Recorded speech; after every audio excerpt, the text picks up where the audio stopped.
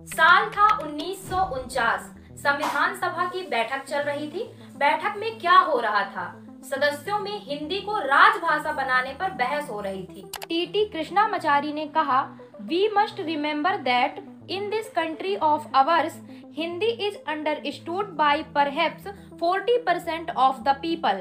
The rest are not only ignorant of Hindi, but some of them are positively against Hindi. Govind Vallabh Pant ने कहा, Hindi is not to be imposed by force, it is to be accepted by love, by mutual understanding. Jawaharlal Nehru कहते हैं, we must not allow language to become a dividing factor. Let Hindi develop naturally and be accepted by all. तीखी बहस हुई। अंत में समझौता ये हुआ कि हिंदी को संघ की राजभाषा बनाया जाएगा, वहीं अंग्रेजी को भी सह राजभाषा मतलब एसोसिएट ऑफिशियल लैंग्वेज रखा जाएगा, ताकि नॉन हिंदी स्पीकिंग राज्यों को परेशानी न हो।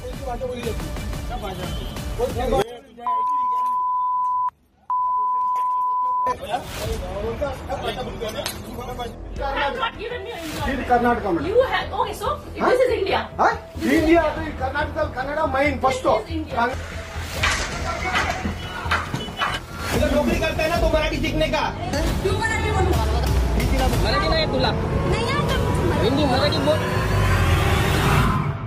नमस्कार दोस्तों, मुंबई में MNS मतलब महाराष्ट्र नवनिर्माण सेना के कार्यकर्ताओं द्वारा मराठी न बोलने पर मारपीट का वीडियो वायरल होने के बाद एक बार फिर से भाषाई विवाद बढ़ता जा रहा है। आज की वीडियो में हम जानेंगे कि भारत में भाषाई विवाद की क्या घटनाएं हुई, संविधान में भाषाई विवाद को संतुलित करने के लिए क्या प्रावधान है, क्या हिंदी भारत की राष्ट्रभाषा है, और ये भी जानेंगे कि क्या यह मुद्दा सांस्कृतिक अस्मिता से जुड़ा है या केवल राजनीतिक रूप है। भारत को अक्सर भाषाओं का महासागर कहा जाता है, क्योंकि यहाँ सैकड़ों भाषाएं और हजारों बोलियां बोली जाती हैं। हर कुछ किलोमीटर पर चलकर भाषा और लहजा दोनों बदल जाता है। हमारे संविधान ने भी इस बहुभाषिक स्वरूप को पूरी तरह मान्यता दी है। 1965 का हिंदी विरोधी आंदोलन, उस समय योजना बनी थी कि हिंदी को अंग्रेजी की जगह एकमात्र आधिकारिक भाषा बना दिया जाए। बस फिर क्या था, तमिलनाडु जो तब मद्रास राज्य था, वहां इस फैसले के खिलाफ जबरदस्त आंदोलन शुरू हो गए। छात्रों और युवाओं ने सड़कों पर उतरकर जोरदार प्रदर्शन किए। हालात इतने बिगड़ते गए कि कई लोग इस आंदोलन में मारे भी गए। इसके बाद केंद्र सरकार को पीछे हटना पड़ा और ये वादा करना पड़ा कि अंग्रेजी को भी अनिश्चित काल तक सह राजभाषा बनाए रखा जाएगा। इसके बाद 1968 में आया त्रिभाषा सूत्र यानी 3 लैंग्वेज फार्मूला। इसके तहत बच्चों को एक मातृभाषा या क्षेत्रीय भाषा, हिंदी या कोई अन्य भारतीय भाषा और अंग्रेजी या कोई विदेशी भाषा सीखनी थी। लेकिन तमिलनाडु ने इसे लागू करने से साफ इनकार कर दिया और आज भी वहाँ मुख्यतः अंग्रेजी और तमिल भाषा पढ़ाई जाती है। अब आइए जानते हैं संविधान में क्या प्रावधान है। सबसे पहले है अनुच्छेद 343, जो कहता है कि हिंदी देवनागरी लिपि में केंद्र की राजभाषा होगी और अंग्रेजी का भी उपयोग अनुवाद या संपर्क भाषा के तौर पर जारी रहेगा। फिर आता है अनुच्छेद 345, जो राज्यों को अधिकार देता है कि वे अपनी सुविधा के अनुसार किसी भी भाषा को अपनी राजभाषा बना सकते हैं। इसलिए तमिलनाडु में तमिल, महाराष्ट्र में मराठी, बंगाल में बंगाली राज्यों ने अपनी अपनी भाषाओं को अपनाया। बात करते हैं अनुच्छेद 351 की। ये कहता है कि संघ का कर्तव्य है हिंदी भाषा का प्रसार करना, उसका विकास करना, ताकि हिंदी भारत की मिश्रित संस्कृति की अभिव्यक्ति का सक्षम माध्यम बन सके। यानी हिंदी को विकसित करना है, किसी पर थोपना नहीं। हमारे संविधान की 8वीं अनुसूची में फिलहाल 22 भाषाओं को विशेष रूप से मान्यता मिली है। इसमें हिंदी, तमिल, तेलुगु, बांग्ला, कन्नड़, मलयालम आदि भाषाएं शामिल हैं। क्या हिंदी भारत की राष्ट्रभाषा है?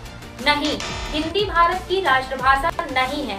भारतीय संविधान में कहीं भी हिंदी को राष्ट्रभाषा घोषित नहीं किया गया है। अनुच्छेद 343 सिर्फ यह कहता है कि हिंदी देवनागरी लिपि में भारत की राजभाषा होगी, यानी सरकारी कामकाज की भाषा के रूप में हिंदी को मान्यता मिली है। भारत में कोई एक राष्ट्रभाषा नहीं है। हमारे यहाँ 22 भाषाओं को 8वीं अनुसूची में विशेष मान्यता प्राप्त है और सभी भारतीय भाषाएं हमारे राष्ट्र की धरोहर हैं। भाषा सिर्फ संवाद का माध्यम नहीं होती, बल्कि वह संस्कृति, परंपरा, इतिहास और पहचान की वाहक होती है। जैसे तमिल, तेलुगु, मराठी, पंजाबी, बंगाली आदि बोलने वालों के लिए उनकी भाषा उनकी सांस्कृतिक अस्मिता, कल्चरल आइडेंटिटी का गर्व है। इसलिए जब उन्हें लगता है कि कोई दूसरी भाषा उन पर थोपी जा रही है तो वे इसे अपनी अस्मिता पर हमला मानते हैं। लेकिन इनका राजनीतिक रूप भी है। भाषाई मुद्दों को अक्सर राजनीतिक दल अपने व्यक्तिगत लाभ के लिए भड़काते हैं। चुनावों में वोट बैंक तैयार करने के लिए भाषा को भावनात्मक मुद्दा बना दिया जाता है। हमारा भारत राष्ट्र किसी एक भाषा से मिलकर नहीं बनता। सांस्कृतिक व भाषाई विविधता ही इसे महान बनाती है। सभी भाषाओं का, सभी धर्मों का, भारत की गौरवपूर्ण विविधता का सम्मान करें। वीडियो पसंद आई हो तो वीडियो को लाइक करें, शेयर करें और चैनल को सब्सक्राइब करना बिल्कुल ना भूलें। तो मिलते हैं आपसे नेक्स्ट वीडियो में। Thanks for watching this video.